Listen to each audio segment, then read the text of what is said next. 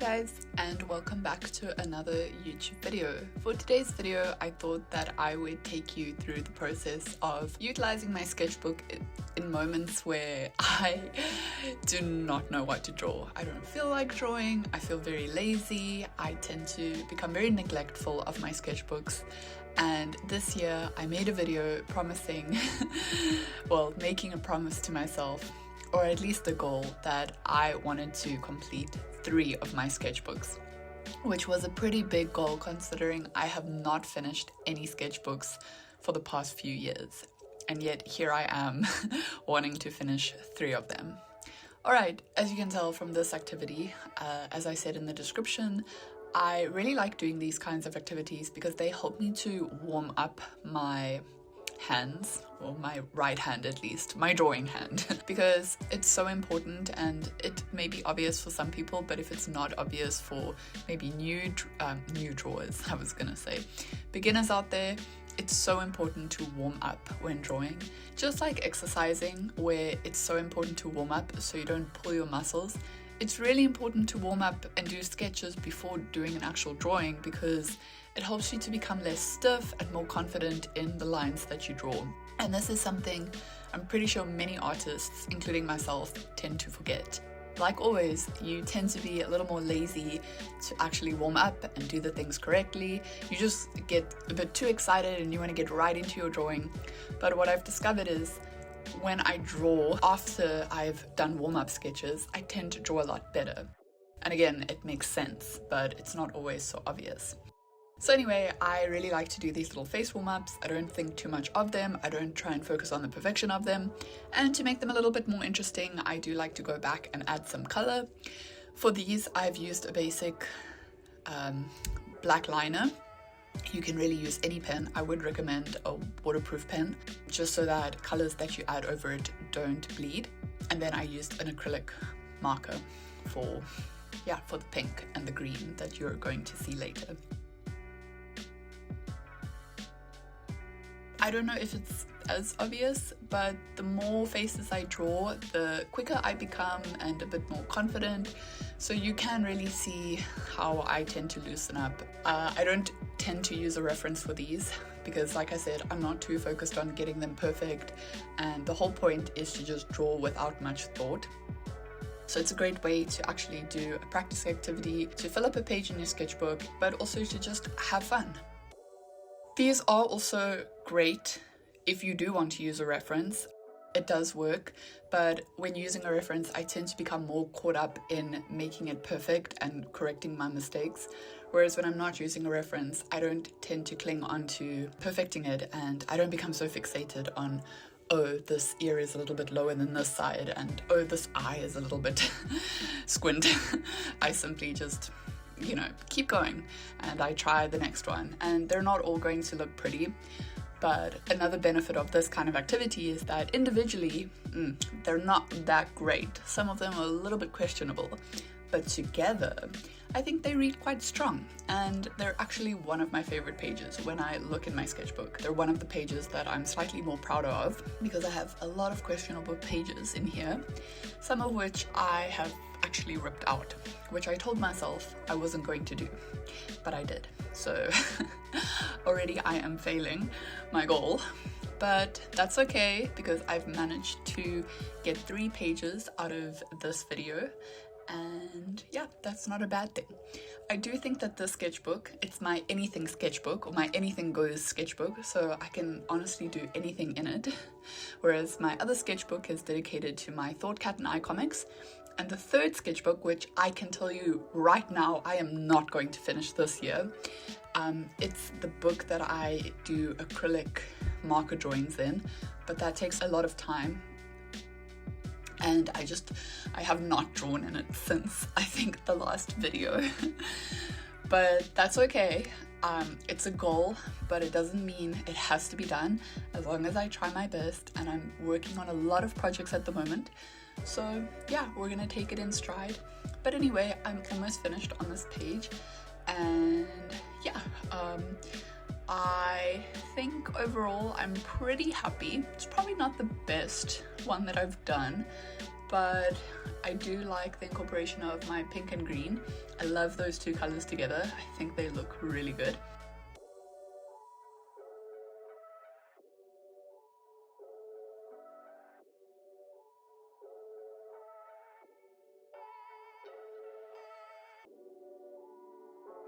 And yeah, I'm simply just doing the last two. I think the last one is probably the worst. You're gonna see it now, and then I tend to also smudge it by accident, so that's not a good thing. And then I tried to hide it with the the acrylic paint marker, but that's okay, because again, they don't have to be perfect. They're just another activity that I can tick off my list and be thankful that I did it.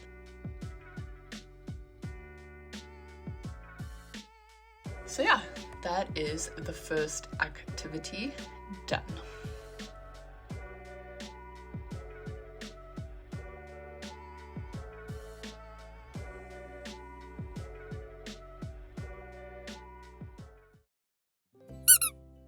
The next idea comes from the project I'm currently working on, which is a new story. I know that I also wanted to complete my second volume of my bus blog. However, like I said, my mind is very busy and I get many ideas on the daily. So I thought of a new story that I wanted to illustrate, which is very similar to my Pair in Despair story that I wrote. So it's a very heartfelt story about a pair who goes out of its comfort zone, aka it leaves the fruit bowl, and it kind of discovers the world and what it has to offer. But through doing that, the pair goes through a lot of hardship and doubt. I made this story during the time that I was wanting to leave Korea, and there was a lot of doubt in my mind. I was really scared for the change that was going to happen in my life, but I knew that through these challenges, you grow in many ways. I wanted to make another story that kind of shared a similar, I wouldn't say message or story, but I wanted it to also have a deep meaning that could be interpreted in different ways. And so the name of the story is called Stars, and that is the main theme. If you have watched any of my Instagram stories, you would have maybe seen a few of the pages. There's always stars in it. And at first I thought, wow, this story, someone might think that it's about drugs because it's very trippy. But that is kind of the point. I do want to make it quite interesting, and I really wanted to go for a bit of a more poetic story this time with my words and sound a little bit profound. I wanted it to be easy to understand, but again, open for several kinds of interpretation depending on what resonates with you. That is the goal with my stories, and I also want to get this reso printed. And because it's a smaller scale project, I think it's a good idea to focus on this first before I attempt the second volume of my bus blog, because I'm going to be using new printers or a new print company, and because of the horror that I faced with the company in Korea, I don't want to make the same mistakes. I just want to be sure that this company is going to be able to help me the way that I want them to. So I think a smaller scale project first would be good. So anyway, this is just me kind of doing, not the storyboard, but just testing out certain panels, which I tend to neglect when I illustrate stories. You know, it's always good to do these kinds of little drawings or thumbnails to see what composition works really well, and you can have a few options. When I get an idea in my head, I tend to just go for it, especially when I'm drawing digitally, because I can change things so easily. Whereas if I'm doing something traditionally, it's a lot less forgiving to have to change the whole composition, so thumbnails are a bit more encouraged. But with digital, I'm like, oh, if I don't like it, I'll start again. It's a lot easier. However, I thought, you know what, I could be utilizing my sketchbook a lot better if I actually did some thumbnails. And so this is what I'm doing. I'm currently on page 5, and I thought, okay, what are the different kinds of things I could possibly illustrate? There are 3 panels, and between the 3 panels, I wanted 3 choices to choose from.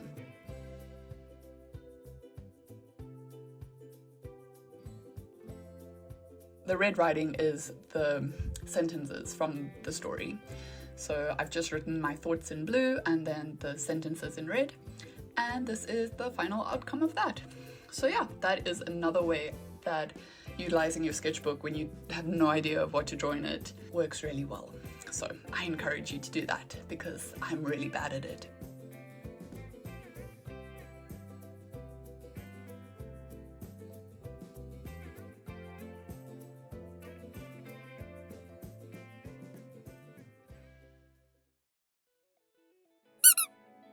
And then the last idea is simply me exploring a medium that is still very new to me. This is soft pastels. I really love soft pastels, but they are still a very hard medium for me to use because they're very messy. I don't necessarily enjoy the feeling of the chalk on my fingers and it gets everywhere. Several times I've blown all the bits on my floor, and yeah, I'm just not really good when I handle soft pastel, but that's okay. I do enjoy using it in the sketchbook because it transfers quite decently. Of course, the paper's not the best because it's smooth and you want more textured paper with soft pastel so it can grip a bit more onto the chalk. However, this still works really effectively for just getting some ideas out there, and I thought it could just be cute to explore some different colors that maybe I haven't used before together. And yeah, this is very basic because I'm just doing a sky and a cloud, and then I do add a tiny little house because I always enjoy adding tiny little houses to my soft pastel drawings. And then here I'm testing the blue on the pink, and I had to be a little bit careful because it was looking a little bit dirty. But then I went back in with some white, and I think that made the cloud look a little bit better. Again, it's not perfect, but I'm not trying to make it perfect. As I said, this is my sketchbook. It's not supposed to be a pretty artwork. It is simply for experimenting, for building confidence, for testing things. And that's why when I do make a mess, I really don't want to rip the page out because it doesn't matter if it's ugly, but I'm still struggling with that at times. So I will rip out a page here and there, and you can see I've ripped out a page here. But anyway, when you're not feeling it, you're not feeling it, so whatever.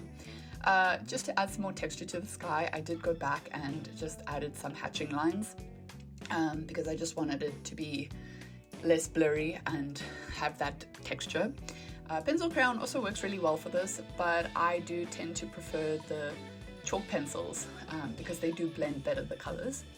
And then yeah, this was a third page that I completed, and it didn't take very long. This was probably the quickest one, and the outcome is not terrible.